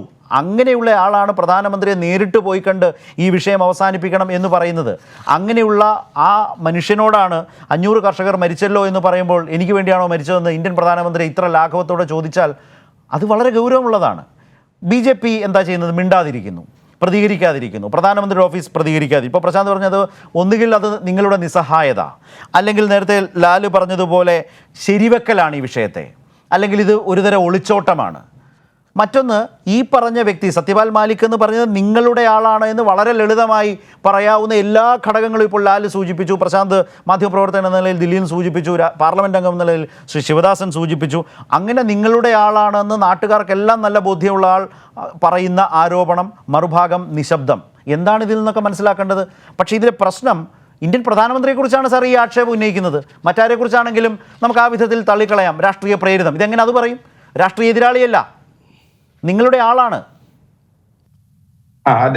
ശ്രീ ലാൽ പറഞ്ഞതിൽ നിന്ന് ഞാൻ തുടങ്ങാം. അദ്ദേഹം പറഞ്ഞത് ശ്രീ അദ്വാനിജിയും ശ്രീ മോദിയും തമ്മിലുള്ള ഒരു ബന്ധത്തെ പറ്റി അദ്ദേഹം പറഞ്ഞു. ആരോഗ്യണ്ടാണെന്നുള്ള രീതിയിൽ അദ്ദേഹത്തെ വ്യക്തിപരമായിട്ട് ഒന്ന് പൊട്ടിക്കൊണ്ട് അദ്ദേഹം പറഞ്ഞു. അദ്ദേഹം ഒരു ഇൻസിഡന്റ് വോട്ട് ചെയ്തിട്ടാണ് പറഞ്ഞത്. ഞാൻ അത്രയും 100 ഇൻസിഡന്റ് തരാം. അദ്ദേഹം ഈ വളരെ അടുത്തിടയ്ക്ക് പോലും ശ്രീ അദ്വാനിജിയുടെ വീട്ടിൽ പോയി അദ്ദേഹത്തിന്റെ കാലിൽ നമസ്കരിക്കുകയൊക്കെ ചെയ്തിട്ടുള്ള ഇൻസിഡൻസ് എത്രയുണ്ട്. ഈ അടുത്ത സമയത്ത് അദ്ദേഹത്തിന്റെ പിറന്നാളിന് ശ്രീ അദ്വാനിജിയുടെ വീട്ടില് ശ്രീ മോദി, ശ്രീ അമിത്ഷാ മുടങ്ങി എല്ലാവരും അവിടെ എത്തിയല്ലോ. അപ്പൊ നിങ്ങൾ മനസ്സിലാക്കണം, കേരളത്തിലെ തന്നെ 2 പ്രബലരായ നേതാക്കൾ CPM-ന്റെ തന്നെ, അവര് തമ്മിലുള്ള ഒരു റിലേഷൻഷിപ്പ് ശ്രീ പിണറായി വിജയനും ശ്രീ അച്യുതാനന്ദനും അത് തമ്മിൽ ഒന്ന് കമ്പയർ ചെയ്തിട്ട് ശ്രീ അദ്വാനിജിയും ശ്രീ മോദിയും തമ്മിലുള്ള ആ ഒരു ഇതിനെ നിങ്ങൾ കമ്പയർ ചെയ്താൽ എത്രയോ വലിയ സ്ഥാനത്താണ് ആ 2 നേതാക്കൾ. ഒരിക്കൽ പോലും അവർ പരസ്യമായിട്ടോ രഹസ്യമായിട്ടോ എന്തെങ്കിലും പറഞ്ഞിട്ടുണ്ടോ? പിന്നെ എവിടുന്നാണ് നിങ്ങൾക്ക് ഇത്തരം ഒരു നിഗമനത്തിലേക്ക് എത്താൻ സാധിക്കുന്നത്? അതേപോലെ മാധ്യമപ്രവർത്തകരോട് അദ്ദേഹം വളരെ മോശമായിട്ടാണ് പെരുമാറുന്നത്.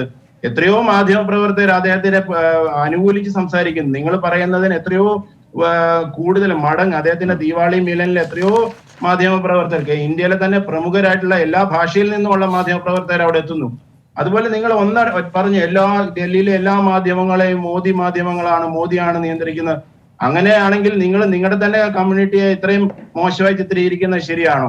ഇത്രയും മാധ്യമ പ്രവർത്തകർ അവിടെ ഉണ്ടായിട്ട് പല വിധത്തിലുള്ള, പല രീതിയിലുള്ള, പല ഭാഷകൾ സംസാരിക്കുന്ന, പല രാഷ്ട്രീയ പാരമ്പര്യമുള്ള, പല വീടുകളിൽ നിന്ന് വരുന്ന, വളരെ പ്രമുഖരായ മാധ്യമ സ്ഥാപനങ്ങളിൽ നിന്ന് വരുന്നവരൊക്കെ തന്നെ ഒരേപോലെ ഈ ഗവൺമെന്റിനെയും ഇതിന് കൊണ്ടു നടക്കുന്ന, ഇതിന് മുന്നോട്ട് കൊണ്ടുപോകുന്ന ശ്രീ മോദിയെ അനുകൂലിക്കുമ്പോൾ അതിനെ എല്ലാം അടച്ചാക്ഷേപിച്ചുകൊണ്ട് ഇതെല്ലാം മോശമാണെന്ന് പറയുന്നത് അത് എത്ര ഒരു നല്ല കാര്യമാണോ? അതിന് എത്രമാത്രം നമുക്ക് അതിനെ സാധൂകരിക്കാൻ സാധിക്കും? അതേപോലെ ശ്രീ ഒരു ഗവർണർ ഒരു കോൺസ്റ്റിറ്റ്യൂഷണൽ പദവിയിൽ ഇരിക്കുന്ന ഒരു വ്യക്തി, അതേപോലെ പ്രൈം മിനിസ്റ്ററും ഒരു കോൺസ്റ്റിറ്റ്യൂഷണൽ പദവിയിൽ ഇരിക്കുന്നു. അതാണ് പ്രശ്നം. ഇവർ തമ്മിൽ അഥവാ അങ്ങനെ ഒരു ചർച്ച നടന്നിട്ടുണ്ടെങ്കിൽ എന്താണ് അത് ഒരു മാധ്യമങ്ങളിലേക്ക് വന്ന് അത് എക്സ്പ്ലെയിൻ ചെയ്യേണ്ട സാഹചര്യമുണ്ടോ? അങ്ങനെയാണോ അതിനെ നേരിടേണ്ട? അല്ലെങ്കിൽ തന്നെ ഈ ഒരു ഗവർണർ ഒരു കാര്യം മുന്നോട്ട് വെക്കുമ്പോൾ ഉടനെ തന്നെ പ്രധാനമന്ത്രി അതിനോട് പ്രതികരിച്ച് അങ്ങനെ ഒരു സംഭവമാണോ നിങ്ങൾ പ്രതീക്ഷിക്കുന്നത്? അതോ BJPക്ക് അതിൻ്റെതായിട്ടുള്ള ഒരു കാഴ്ചപ്പാടുണ്ട്. BJPക്ക് അറിയാം രാഷ്ട്രീയ പ്രസക്തമായ ഒരു കാര്യമാണെങ്കിൽ BJP തീർച്ചയായിട്ടും പ്രതികരിക്കും. പ്രധാനമന്ത്രിക്ക് ഒരു രാഷ്ട്രീയപരമായിട്ടുള്ള ഒരു നിരീക്ഷണമുണ്ട്. അതിനു മുകളിൽ കയറി വ്യക്തി താല്പര്യങ്ങൾക്ക് വേണ്ടി ചില താല്പര്യം പല രാഷ്ട്രീയ ഇപ്പൊ തന്നെ പറഞ്ഞല്ലോ, പല രാഷ്ട്രീയ പാർട്ടികളിൽ വിട്ടിട്ട് വന്നിട്ടുള്ള ആളാണ്. അദ്ദേഹത്തിന് പല രാഷ്ട്രീയ ലക്ഷ്യങ്ങൾ ഉണ്ടാവാം. ഒരു രാഷ്ട്രീയക്കാരനെ പോലെ ഒരു ഗവർണർ പ്രതികരിക്കുമ്പോൾ അതിന് രാഷ്ട്രീയപരമായ ഒരു മറുപടി കൊടുത്ത് വിഷയത്തെ കൂടുതൽ സങ്കീർണമാക്കണോ വേണ്ടയോ എന്നൊക്കെ ഉള്ള കാര്യം BJPക്ക് ചിന്തിക്കാനും പ്രവർത്തിക്കാനും അതിനുള്ള കഴിവും സാഹചര്യവും ഉണ്ട്. റൈറ്റ്. ലാലിൻ്റെ ആദ്യ ഊഴം ലാലിന് തന്നെ തരാം. എന്താണ് അദ്ദേഹം പറഞ്ഞതിൽ താങ്കൾക്ക് മനസ്സിലായത്? ഇപ്പോൾ എനിക്ക് തോന്നിയത് അദ്ദേഹം സത്യപാൽ മാലിക്കിനെ പല പാർട്ടിയിൽ നിന്നും കറങ്ങിത്തിരിഞ്ഞ് വന്നൊരു BJP നേതാവ് ആയതുകൊണ്ട് അദ്ദേഹത്തെ റൈറ്റ് ഓഫ് ചെയ്യുന്നു പ്രധാനമന്ത്രി. പക്ഷേ നമ്മൾ ഉന്നയിച്ച ഗൗരവമുള്ള കുറേ പ്രശ്നങ്ങളുണ്ട്. പക്ഷേ അതിലേക്ക് സ്വാഭാവികമായി അദ്ദേഹം പോകാതെ ഒഴിഞ്ഞു മാറിയതാകാം. പക്ഷെ അദ്ദേഹം പറഞ്ഞതിൽ അദ്ദേഹം പല രാഷ്ട്രീയ പാർട്ടിയിൽ നിന്ന് കറങ്ങി വന്നത് കൊണ്ട് മാത്രമല്ല, അദ്ദേഹത്തിന്റെ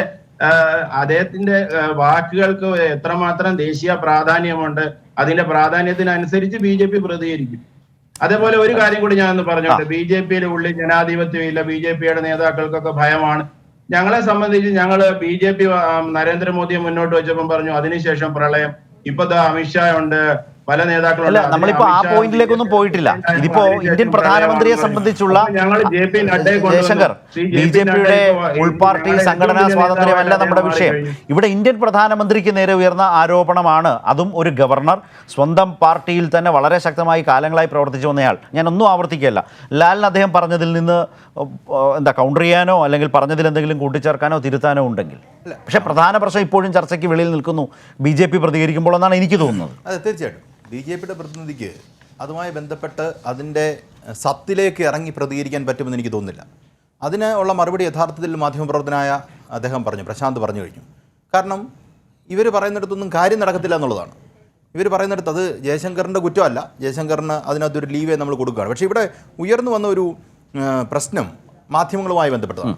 അത് പറയാതെ പോകാൻ കഴിയുമെന്ന് എനിക്ക് തോന്നുന്നില്ല. മിറർ നൗവിൽ ജോലി ചെയ്യുന്ന ഫയർ ഡിസൂസ ഇപ്പോൾ എവിടെയാണ്? ഫയർ ഡിസൂസയ്ക്ക് അവിടെ നിൽക്കാൻ പറ്റാത്ത സാഹചര്യം വന്നു. കാരണം എന്താണ്? ഇവർക്ക് സർക്കാരിനെതിരെ പ്രതികരിച്ചു എന്നുള്ളതുകൊണ്ടാണ്. ഇന്ത്യയിലെ ഏറ്റവും മുതിർന്ന മാധ്യമപ്രവർത്തനായ കരൺ താപ്പറിൻ്റെ സ്ഥിതി എന്താണ്? കരൺ താപ്പറിന് മോഡി അധികാരത്തിൽ വന്ന ശേഷം ഒരു പരിപാടിക്ക് വൈറൽ മാത്രമാണ് അദ്ദേഹം വല്ലപ്പോഴും ഇൻ്റർവ്യൂ എടുക്കുന്നത്. ബാക്കി ഒരു മെയിൻ സ്ട്രീം മീഡിയയിലും ഒരു അഡ്മിഷൻ കിട്ടുന്ന സാഹചര്യം പോലും ഇല്ല എന്നുള്ളതാണ് കരൺ താപ്പറിൻ്റെ സാഹചര്യം. അങ്ങനെ പലരുടെയും ലിസ്റ്റ് ഔട്ട് ചെയ്ത് നമുക്ക് ബർഖാദത്ത് ഇന്ത്യയെ മെയിൻ സ്ട്രീം മീഡിയയിലുണ്ടോ? ഇല്ല. അവരെ ഇടയ്ക്കും കണ്ട് ഹഫിംഗ്ടൺ പോസ്റ്റിന് എന്തോ എഴുതി കൊടുക്കുന്നുണ്ട്, അല്ലാതെ വേറെ ഒന്നും ചെയ്യുന്നില്ല.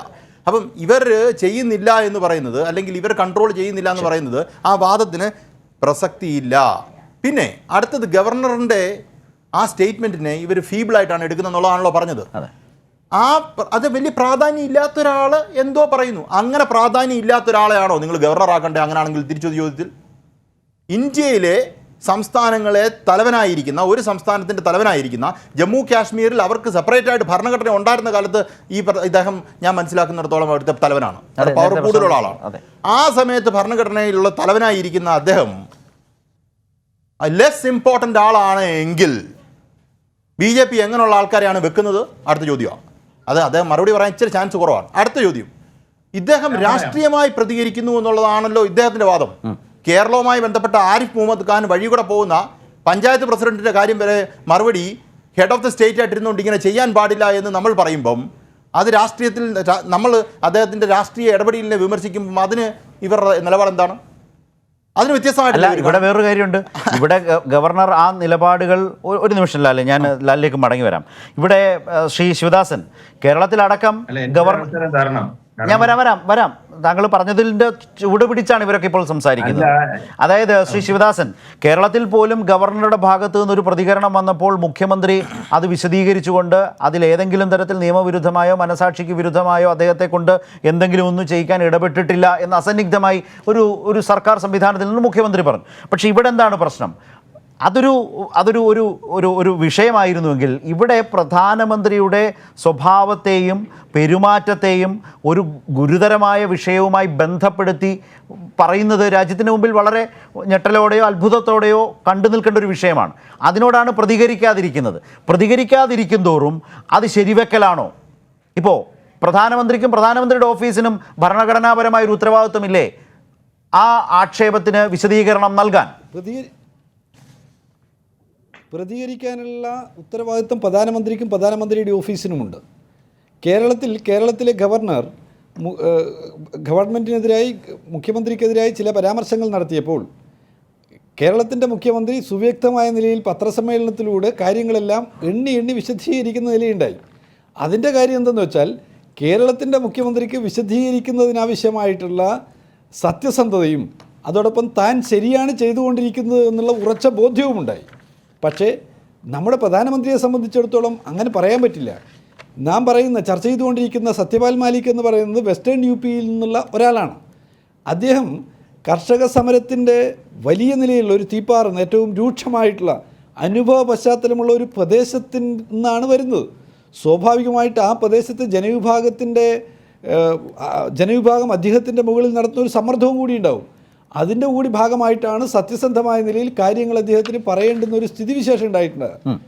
അപ്പോൾ അങ്ങനെ പറഞ്ഞിട്ടുള്ള ഒരാൾ BJPയുടെ ദേശീയ വൈസ് പ്രസിഡൻ്റായി പ്രവർത്തിച്ചിട്ടുള്ള ആളാണെന്നും അദ്ദേഹം മുൻപ് ഇന്ത്യയിലെ വളരെ പ്രധാനപ്പെട്ട പല സംസ്ഥാനങ്ങളിലും ഗവർണർ ചുമതല വഹിച്ചിട്ടുള്ള ആളാണെന്നും നിലവിൽ അദ്ദേഹം ഭരണഘടനാപരമായ സ്ഥാനത്തിരിക്കുന്ന ആളായതുകൊണ്ട് തന്നെ പ്രധാനമന്ത്രിക്ക് നിർബന്ധമായും പ്രതികരിക്കാനുള്ള ബാധ്യതയുണ്ട് തുടങ്ങിയ കാര്യങ്ങൾ എല്ലാം ഇവർ മറച്ചുവെക്കുകയാണ്, പ്രതികരിക്കാതിരിക്കുകയാണ്.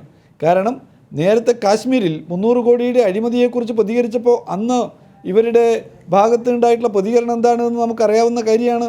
തുടർന്ന് ഒറീസയുടെ ബീഹാറിൻ്റെ ഗവർണറായ ആളെ അവരുടെ സുപ്രധാനമായിട്ടുള്ള ചുമതലാ നിർവഹണത്തിന് വേണ്ടി കാശ്മീരിൻ്റെ ഗവർണറാക്കി മാറ്റി പിന്നീട് അപ്രധാനമായിട്ടുള്ള സംസ്ഥാനങ്ങളിലേക്ക് അയച്ചു എന്ന ആരോപണം ഉയർന്നു വന്നു. ഗോവയിലേക്കും ഇപ്പോൾ മേഘാലയയിലേക്കുമാണ് അയച്ചിട്ടുള്ളത്. അപ്പോൾ ഇങ്ങനെ ഒരു ഗവർണർ പദവിയിലിരിക്കുന്ന ആൾ കർഷക സമരത്തിൻ്റെ ഭാഗമായി പ്രധാനമന്ത്രി എടുത്തിട്ടുള്ള സമീപനങ്ങളെ തുറന്നു വിമർശിക്കുന്ന ഒരു സന്ദർഭം കൂടി ഉണ്ടായിരിക്കുന്നു. കർഷക സമരത്തിൻ്റെ തുടർച്ചയിൽ കാർഷിക ബില്ലുകൾ നിയമം മൂന്നും പിൻവലിക്കേണ്ടുന്ന ഒരു സാഹചര്യമാണല്ലോ രാജ്യത്തുണ്ടായത്. കർഷക സമരം BJPയുടെ ഉത്തർപ്രദേശിലെ തിരഞ്ഞെടുപ്പിൻ്റെ പരാജയത്തിനുള്ള പത്രമായി മാറും എന്ന് ഉത്തർപ്രദേശിനെ നിരീക്ഷിക്കുന്ന പല രാഷ്ട്രീയ നിരീക്ഷകന്മാരും ആവർത്തിച്ച് പറഞ്ഞുകൊണ്ടിരിക്കുകയാണ്. ജനവിരുദ്ധമായിട്ടുള്ള കർഷക നിയമത്തിനെതിരായിട്ടുള്ള വലിയ ഒരു പ്രക്ഷോഭത്തിൻ്റെ പരമ്പര തന്നെ രാജ്യത്തിൻ്റെ വിവിധ ഭാഗങ്ങളിൽ രൂപപ്പെടുകയും ചെയ്തിട്ടുണ്ട്. അതിൻ്റെ ഭാഗമായി ഉത്തർപ്രദേശിലെ തെരഞ്ഞെടുപ്പിൽ മോദി സർക്കാരിനെതിരായിട്ടുള്ള ജനവിധി ഉണ്ടാവുമെന്നാണ് പൊതുവിൽ സ്വതന്ത്രമായി പ്രവർത്തിക്കുന്ന മാധ്യമങ്ങളിൽ പ്രവർത്തിക്കുന്നവരും ഒപ്പം രാഷ്ട്രീയ നിരീക്ഷകരുമെല്ലാം അഭിപ്രായപ്പെട്ടുകൊണ്ടിരിക്കുന്നത്. ചണ്ഡീഗഡിലെ കോർപ്പറേഷനിലേക്ക് നടന്നിട്ടുള്ള തെരഞ്ഞെടുപ്പിൽ BJPക്ക് ഉണ്ടായിട്ടുള്ള പിന്നോക്കടിയുടെ ആവർത്തനം UPയിലും ഉണ്ടാവാൻ പോകുന്നു എന്നുള്ളതാണ്. മറ്റ് സംസ്ഥാനങ്ങളിലും സമാനമായി BJPയുടെ പിന്നോട്ടടിക്കാണ് ഇന്ത്യൻ രാഷ്ട്രീയം സാക്ഷ്യം വഹിക്കാൻ പോകുന്നത്. അതിൻ്റെ സൂചനകളാണ് ഭരണഘടനാ പദവിയിൽ പ്രവർത്തിക്കുന്ന സത്യപാൽ മാലിക്കിനെ പോലുള്ള ആളുകളുടെ പ്രതികരണങ്ങളിൽ നിന്ന് ഉയരുന്നത്. അതുതന്നെയാണ് കേന്ദ്ര ആഭ്യന്തരമന്ത്രി പ്രധാനമന്ത്രിയെക്കുറിച്ച് അദ്ദേഹത്തിൻ്റെ സമനില തകരാറിലായി എന്ന മട്ടിൽ പ്രതികരിച്ചു എന്നുള്ള പ്രതികരണങ്ങൾ ഉൾപ്പെടെ സൂചിപ്പിക്കുന്നത്. ഏതായാലും BJPയെ സംബന്ധിച്ചിടത്തോളം വരാനിരിക്കുന്ന ദിവസങ്ങൾ അത്രമേൽ നല്ല ദിവസങ്ങളായിരിക്കില്ല എന്നുള്ളതാണ് നമ്മുടെ മുമ്പിലുള്ള വസ്തുത. ഇവിടെ പ്രശാന്ത്, ഞാൻ ഈ സത്യപാൽ മാലിക്കിൻ്റെ മുമ്പിൽ പൊട്ടിത്തെറിച്ച അറഗൻ്റായി സത്യപാൽ മാലിക്കിൻ്റെ വാചകമാണ് ഇന്ത്യൻ പ്രധാനമന്ത്രിയെക്കുറിച്ച് അത് ആ പദവിയിലിരിക്കുന്ന ആരുമാവട്ടെ, പക്ഷേ ആ പദവി ഏറെ ബഹുമാനിതമായ ഒന്ന് തന്നെയാണ്. അവിടെ ഇരിക്കുന്ന ഒരു വ്യക്തി അറഗൻ്റായി പെരുമാറുന്നു എന്ന് സത്യപാൽ മാലിക് പറയുമ്പോൾ ഞാൻ പെട്ടെന്ന് ഓർത്തുപോയി, നിങ്ങളൊക്കെ സംസാരിച്ചപ്പോൾ ഈ വിരുദ്ധ നിയമങ്ങൾ പിൻവലിക്കുമ്പോൾ പ്രധാനമന്ത്രിയുടെ ഒരു രീതി ഉണ്ടായിരുന്നല്ലോ. മറ്റെന്തെങ്കിലും പറഞ്ഞാൽ ശരിയാകാത്തത് കൊണ്ടാണ് ഞാൻ അങ്ങനെ പറയുന്നത്. അദ്ദേഹം ഈ കർഷകരോട് മാപ്പൊക്കെ പറയുകയാണ്. മാപ്പ് പറഞ്ഞ് അവരുടെ ഹൃദയത്തിൽ ഇടം പിടിച്ച് അവർക്ക് വേണ്ടാത്ത നിയമം പിൻവലിച്ച വലിയ ത്യാഗം ചെയ്തൊരു പ്രധാനമന്ത്രിയായി അവതരിക്കുന്നു, അല്ലെങ്കിൽ അത് ആ നിലയിൽ നമ്മുടെ പുതിയ സോഷ്യൽ മീഡിയ പ്ലാറ്റ്ഫോമിലൂടെ ഈ പറഞ്ഞ സംഘ് പരിവാർ പ്രചാരണം ആ നിലയിൽ വരുന്ന ഒരു മടിയുമില്ലാതെ മാപ്പ് പറഞ്ഞ പ്രധാനമന്ത്രി, അതേ പ്രധാനമന്ത്രിയാണ് പുറത്തറിയാത്ത ഒരു മീറ്റിങ്ങിൽ വളരെ പ്രധാനപ്പെട്ട ഒരാളോട് അവരാരും മരിച്ചത്, ഈ 500 കർഷകർ മരിച്ചത് എനിക്ക് വേണ്ടിയല്ലല്ലോ എന്ന് പറയാൻ ഒരു മടിയും കാട്ടാത്ത, നേരത്തെ നമ്മളൊക്കെ സംസാരിച്ച ഒരു വ്യക്തിയുടെ സ്വഭാവത്തിൻ്റെ വിവിധ തലങ്ങൾ, അത് പ്രധാനമന്ത്രിയായിരിക്കുന്നയാൾ ഗുരുതരമായൊരു വിഷയവുമായി ബന്ധപ്പെട്ട് ചർച്ച ചെയ്യേണ്ടി വരുന്നു. അതാണ് ഇതിലെ പ്രശ്നം. 1. 2, ഈ BJP പ്രതികരിച്ചില്ലെങ്കിലും ഈ കർഷക സംഘടനകൾ, സംയുക്ത കിസാൻ മോർച്ച അടക്കം ഉള്ള നേതാക്കളൊക്കെ വളരെ ഞെട്ടലോടെ കാണാൻ സാധ്യതയില്ലേ ഈ മാലിക്കിൻ്റെ ഈ വിശദീകരണം അല്ലെങ്കിൽ ഈ വെളിപ്പെടുത്തൽ? അവരുടെ സമരത്തെക്കുറിച്ച് പ്രധാനമന്ത്രിയുടെ ആറ്റിറ്റ്യൂഡ് എന്തായിരുന്നു എന്ന് അവരറിയുമ്പോൾ. ഞാൻ ശരത്തിന്റെ ചോദ്യത്തിന്റെ ആ ആദ്യ ഭാഗത്തേക്ക് വരാം. ഈ കർഷക ബില്ലുകൾ പിൻവലിച്ചുകൊണ്ട് അദ്ദേഹം നടത്തിയ നാടകീയ പ്രഖ്യാപനവും അദ്ദേഹത്തിന്റെ ഭാവങ്ങളൊക്കെ മോഡി ഒരു മികച്ച നടനാണ് എന്ന തരത്തിലുള്ള ഒരു വിലയിരുത്തൽ ഇതിനോടകം തന്നെ പല കോണുകളിൽ നിന്നും ഉയർന്നിട്ടുള്ള ഒരു കാര്യമാണ്. നമുക്കറിയാം അദ്ദേഹത്തിന്റെ പല പ്രകടനങ്ങളും, പ്രത്യേകിച്ച് പാർലമെന്റിലും മറ്റും സംസാരിക്കുമ്പോൾ പെട്ടെന്ന് വിതുമ്പുന്നതും, അതേപോലെ പാർലമെന്റിലേക്ക് ആദ്യം വരുന്ന ഒരു ഘട്ടത്തിൽ പാർലമെന്റ് പടിയെ തൊട്ടു വണങ്ങുന്നതും, ഇങ്ങനെയൊക്കെയുള്ള നിരവധിയായ മുഹൂർത്തങ്ങളുണ്ട്. ഈ ക്യാമറ കണ്ണുകൾക്ക് ഒപ്പിയെടുക്കാൻ പറ്റുന്ന അതിന് പാകത്തിൽ അടുത്ത ദിവസത്തെ പത്രത്തിന്റെ 1-ാം പേജിൽ വലിയ വലിപ്പത്തിൽ വരാൻ പാകത്തിലുള്ള ഒരു ചിത്രങ്ങൾ അതെങ്ങനെ സാധ്യമാവും, അല്ലെ അങ്ങനെയുള്ള നിമിഷങ്ങൾ എങ്ങനെ സൃഷ്ടിക്കാം എന്ന കാര്യത്തിൽ വളരെ വിദഗ്ധനാണ് മോഡി എന്നൊരു കാര്യത്തിൽ യാതൊരു തർക്കവുമില്ല. അത് അദ്ദേഹത്തിന്റെ ഒരു നേട്ടമായി കൂടി പറയാം. രാഷ്ട്രീയ നേതാവ് എന്ന നിലയിൽ അദ്ദേഹത്തിന്റെ അദ്ദേഹത്തിന്റെ പ്രതിച്ഛായയുടെ ഒരു ഭാഗം കൂടിയാണത്. അല്ലെങ്കിൽ ആ ഒരു പ്രതിച്ഛായ നിർമ്മാണ രീതി എന്നത് അദ്ദേഹത്തിന്റെ ഒരു പ്രകൃതത്തിന്റെ ഒരു ഭാഗം കൂടിയാണ്. സത്യപാൽ മാലിക്കിന്റെ ഈ പ്രസ്താവനയിൽ അരഗൻസ് എന്നൊരു വാക്ക് മാത്രമല്ല, അമിത്ഷായോട് സംസാരിച്ചപ്പോൾ അദ്ദേഹത്തിന് സ്ഥിരത നഷ്ടപ്പെട്ടിരിക്കുകയാണെന്ന് അമിത്ഷാ പറഞ്ഞതായും സത്യപാൽ മാലിക് പറയുന്നുണ്ട്. നമുക്കറിയാം സമീപകാലത്ത് ചില ചിത്രങ്ങളൊക്കെ നമ്മൾ പുറത്തു വന്നിട്ട് ഈ ഫോട്ടോയ്ക്ക് പോസ് ചെയ്യുന്ന സമയത്തുള്ള അദ്ദേഹത്തിന്റെ ചില നോട്ടങ്ങളും മറ്റും അങ്ങനെയൊക്കെയുള്ള, പിന്നെ ആരെങ്കിലും ക്യാമറയ്ക്ക് തടസ്സമായി വരുന്ന ഘട്ടത്തിൽ അവരെ വളരെ തന്ത്രപൂർവ്വം തട്ടിമാറ്റുന്ന ചില നിമിഷങ്ങൾ നമ്മൾ കണ്ടിട്ടുണ്ട്. ഇങ്ങനെയൊക്കെയുള്ള വസ്തുക്കൾ നിലനിൽക്കെയാണ് ഇത്തരം ഒരു ഗുരുതര ആരോപണം ഭരണഘടനാ പദവി വഹിക്കുന്ന പ്രമുഖ BJP നേതാവ് കൂടിയായിട്ടുള്ള ഒരു വ്യക്തിയിൽ നിന്ന് ഉണ്ടായിട്ടുള്ളത്. അത് പ്രധാനമന്ത്രിയെ കോട്ട് ചെയ്തും അതോടൊപ്പം ആഭ്യന്തരമന്ത്രിയെ കോട്ട് ചെയ്തുമാണ് ഭരണഘടനാ പദവി വഹിക്കുന്ന ഗവർണർ ഈ ഒരു ആരോപണം പ്രധാനമന്ത്രിക്ക് സ്ഥിരത നഷ്ടപ്പെട്ടതായി ആഭ്യന്തരമന്ത്രി തന്നോട് പറഞ്ഞിരിക്കുന്നു എന്ന ഒരു ഗുരുതര ആരോപണം നടത്തിയിട്ടുള്ളത്. ആ ഒരു സാഹചര്യത്തിൽ ഇതിന്റെ വസ്തുത എന്തെന്ന് ഈ നാട്ടിലെ ജനങ്ങൾക്ക് അറിയാൻ എന്തുകൊണ്ടും അവർക്ക് അറിയാനുള്ള അവകാശമുണ്ട്. ഇതിലെ ഒരു പുകമുറ നീക്കേണ്ട ഒരു ഉത്തരവാദിത്വം BJPയുടെ നേതൃത്വത്തിനുണ്ട്. നമുക്കറിയാം ആരിഫ് മുഹമ്മദ് ഖാനെ കുറിച്ചൊക്കെ ഇവിടെ പരാമർശിച്ചു. ആരിഫ് മുഹമ്മദ് ഖാൻ എന്തെങ്കിലും ഒരു രാഷ്ട്രീയ പരാമർശം നടത്തിയാൽ നമ്മുടെ മഹാരാഷ്ട്രയിൽ നിന്നുള്ള കേന്ദ്രമന്ത്രിയായ V മുരളീധരൻ അപ്പോൾ തന്നെ അതിനോട് പ്രതികരിക്കുന്ന രീതി ഡൽഹിയിൽ പലപ്പോഴും കാണാറുണ്ട്. ഇവിടെ അതേപോലെ മേഘാലയയിലെ ഒരു ഗവർണർ നടത്തിയ അതിഗുരുതരമായ ഈ ആക്ഷേപത്തെ കുറിച്ച് അദ്ദേഹം പാർലമെന്ററി കാര്യ മന്ത്രി കൂടിയാണ് മുരളീധരൻ. അദ്ദേഹത്തിന് പോലും യാതൊരു കണ്ടതായ ഒരു ഭാവം പോലും അദ്ദേഹത്തിൽ നിന്നല്ല ഒരു BJP നേതാവിൽ നിന്നോ കേന്ദ്രമന്ത്രിയിൽ നിന്നോ ഇതുവരെ ഉണ്ടായിട്ടില്ല. ഈ ഒരു പ്രധാനപ്പെട്ട ഒരു പ്രതിപക്ഷ പാർട്ടി സത്യപാൽ മാലിക്കിന്റെ ഈ പ്രസംഗം ട്വിറ്ററിൽ ഷെയർ ചെയ്തുകൊണ്ട് പറഞ്ഞത്, മോഡി എന്നാൽ ആഡംബരം, അഹങ്കാരം, ക്രൂരത. അതിന് തെളിവായി സത്യപാൽ മാലിക്കിന്റെ മോഡി സർക്കാർ തന്നെ നിയമിച്ച ഭരണഘടനാ പദവി വഹിക്കുന്ന ഗവർണറുടെ വാക്കുകൾ എന്ന നിലയിലാണ് അവർ ട്വീറ്റിൽ പോസ്റ്റ് ചെയ്തിരിക്കുന്നത്. നമുക്കറിയാം ഇദ്ദേഹത്തിന്റെ ആഡംബരം മറ്റൊരു വശമാണ്, അതിലേക്കും ഞാൻ കടക്കുന്നില്ല. വലിയ വില കൂടിയ കൂളിംഗ് ഗ്ലാസുകളും 10 ലക്ഷം രൂപ വിലയുള്ള കോട്ടും അതേപോലെ സ്വിസ് നിർമ്മിത ആഡംബര വാച്ചും ഒക്കെ അദ്ദേഹത്തിന് വളരെ എന്താ പറയാ കമ്പമുള്ള കാര്യങ്ങളാണ്. ഇതൊക്കെ കഴിഞ്ഞ കുറെ കാലങ്ങളായി മാധ്യമങ്ങളിലൂടെ നിരന്തരം പുറത്തു വന്നിട്ടുള്ളതുമാണ്. അപ്പോൾ ഇങ്ങനെയൊക്കെ സാഹചര്യങ്ങൾ നിലനിൽക്കുന്നതിന്റെ വസ്തുത അറിയേണ്ടതുണ്ട്. പിന്നെ BJP വക്താവ് പറഞ്ഞ ഒരു കാര്യമുണ്ട്, ഈ കാർഷിക നിയമങ്ങൾ കൊണ്ടുവന്നതിന് ശേഷം തെരഞ്ഞെടുപ്പുകളിലൊന്നും BJPക്ക് എവിടെയും തിരിച്ചടി ഏറ്റിട്ടില്ല, അതുകൊണ്ട് അങ്ങനെ എന്തെങ്കിലും സമ്മർദ്ദത്തിന്റെ ഭാഗമായിട്ടല്ല പിൻവലിക്കൽ എന്ന നിലയിൽ അദ്ദേഹം ആദ്യഘട്ടത്തിൽ പറഞ്ഞിരുന്നു. അത് വളരെ അടിസ്ഥാനരഹിതമാണ്. ഈ നിയമങ്ങൾ കൊണ്ടുവന്ന ശേഷം നടന്ന നിയമസഭാ തെരഞ്ഞെടുപ്പുകളിലൊക്കെ തന്നെ BJPക്ക് കനത്ത തിരിച്ചടിയേറ്റു. അവർ പ്രത്യേകിച്ച് ബംഗാളിൽ അവർ അധികാരത്തിൽ വരുമെന്ന ഏതാണ്ട് 100% വിശ്വാസിക്കുന്നതാണ്. വലിയ തിരിച്ചടി അവിടെ BJPക്ക് ഉണ്ടായി. അതേപോലെ തന്നെ പല ഉപതെരഞ്ഞെടുപ്പുകളിലും പ്രത്യേകിച്ച് രാജസ്ഥാൻ, ഹരിയാന, മധ്യപ്രദേശ് എന്നിവിടങ്ങളിൽ നടന്ന ഉപതെരഞ്ഞെടുപ്പുകളിൽ അതിദയനീയമായ തിരിച്ചടി BJPക്ക് ഉണ്ടായി. ഏറ്റവും ഒടുവിൽ ചണ്ഡീഗഡിലെ കോർപ്പറേഷൻ തെരഞ്ഞെടുപ്പിൽ 40% വോട്ടാണ് ഒറ്റയടിക്ക് BJPക്ക് നഷ്ടമാവുന്നത്. 76-ൽ നിന്ന് അവർ 34-ലേക്കോ മറ്റോ അവരുടെ വോട്ട് വിഹിതം കുറഞ്ഞു, ഭരണം നഷ്ടമാകുന്ന കാഴ്ച കണ്ടു. നമുക്കറിയാം സമരം കത്തിനിന്ന പ്രദേശങ്ങളാണ് ഈ പറയുന്ന പഞ്ചാബും ഹരിയാനയും പടിഞ്ഞാറൻ യുപിയും രാജസ്ഥാനും ഒക്കെ തന്നെ അവിടെയെല്ലാം തികച്ചും രാഷ്ട്രീയ പരാജയം ഏറ്റുവാങ്ങുന്നു എന്ന് ബോധ്യമായതോടെയാണ് വളരെ നാടകീയമായി ഈ നിയമങ്ങൾ പിൻവലിക്കാൻ മോഡി നിർബന്ധിതനായതും അതിൽ തന്റേതായ ചില മാപ്പ് പറച്ചിൽ പോലെയുള്ള ചേരുവകൾ അദ്ദേഹം കൂട്ടിച്ചേർത്തതും. അപ്പോൾ ഇത്തരമൊരു സമീപനമാണ് കണ്ടുവരുന്നത്. ഈ കാര്യത്തിൽ ജനങ്ങളുടെ ആ ഒരു സത്യാവസ്ഥ ബോധിപ്പിക്കേണ്ട ബാധ്യത BJPക്കുണ്ട്. അതല്ല എങ്കിൽ സത്യപാൽ മാലിക് പറഞ്ഞത് ശരിയല്ല എങ്കിൽ ആ സുപ്രധാന പദവിയിലിരിക്കുന്ന അദ്ദേഹത്തെ ആ സ്ഥാനത്ത് നിന്ന് നീക്കേണ്ട ധാർമ്മികമായ ഉത്തരവാദിത്വം BJP നേതൃത്വത്തിനും കേന്ദ്ര സർക്കാരിനും. കർഷക സംഘടനകൾ എന്തായാലും ഈ വിഷയത്തിൽ ശക്തമായ ഒരു പ്രതികരണം നടത്തുന്ന കാര്യത്തിൽ യാതൊരു സംശയവുമില്ല. കാരണം തുടക്കം മുതൽ തന്നെ ഈ സമരത്തിലുള്ള കർഷകരെ തികച്ചും അവഗണിക്കുന്ന സമീപനമാണ് മോദി നടത്തിക്കൊണ്ടിരുന്നത്. തുടക്കത്തിൽ കുറെ ചർച്ചകളൊക്കെ നടത്തിയെങ്കിലും പിന്നീട് അവരുമായി ഒരു ചർച്ചയ്ക്ക് പോലും തയ്യാറാവാത്ത വിധം അങ്ങേയറ്റം ധാർഷ്ട്യം കലർന്ന നിലപാടായിരുന്നു മോഡിയും BJP സർക്കാരും സ്വീകരിച്ചിരുന്നത്. എന്നാൽ ജനങ്ങൾ ബാലറ്റിലൂടെയും മറ്റും തിരിച്ചു നൽകി തുടങ്ങിയപ്പോഴാണ് ആ ധാർഷ്ട്യത്തിൽ നിന്ന് അദ്ദേഹത്തിന് പിന്തിരിയേണ്ടി വന്നതും നിയമങ്ങൾ പിൻവലിക്കേണ്ടി. ഓക്കെ, ഏതായാലും വളരെ വളരെ പ്രധാനപ്പെട്ട കുറേയേറെ വിഷയങ്ങളും പ്രശ്നങ്ങളുമാണ് ഇതുമായി ബന്ധപ്പെട്ട് ഈ ചർച്ചയുടെ ഭാഗമായി വന്നിട്ടുള്ളത്. കണ്ടിരുന്ന പ്രേക്ഷകരെ സംബന്ധിച്ചാണ് ഞാനത് പറഞ്ഞത്. ഞാനൊരു ചെറിയ പ്രതികരണം അവസാനമായി ജയശങ്കറിന് നൽകേണ്ടതായിട്ട് നേരത്തെ എന്നോട് സൂചിപ്പിക്കുകയും ചെയ്തിരുന്നു. ശ്രീ ജയശങ്കർ, ഒറ്റ വാചകം മാത്രമേ ചേർക്കാനുള്ളൂ. അമിത്ഷാ തന്നെ പറയുന്നു സ്ഥിരത നഷ്ടപ്പെട്ട അവസ്ഥയിലാണ് അദ്ദേഹം എന്ന്. ആഭ്യന്തരമന്ത്രി അമിത്ഷാ പ്രധാനമന്ത്രി മോദിയെക്കുറിച്ച് സത്യപാൽ മാലിക്കിനോട് ഈ കർഷക സമരം ആളിക്കത്തി നിന്ന കാലത്ത് പറഞ്ഞു എന്നുള്ളത് കൂടിയാണ് ഏറെ ഗൗരവമുള്ള ഈ പ്രശ്നത്തിൻ്റെ മറ്റൊരു വാചകം, മറ്റൊരു തലം. 2002 മുതൽ ശ്രീ നരേന്ദ്രമോദിയെ വേട്ടയാടുന്ന ഒരു സംഘം മാധ്യമ പ്രവർത്തകർ അവരുടെ ഒരു രാഷ്ട്രീയ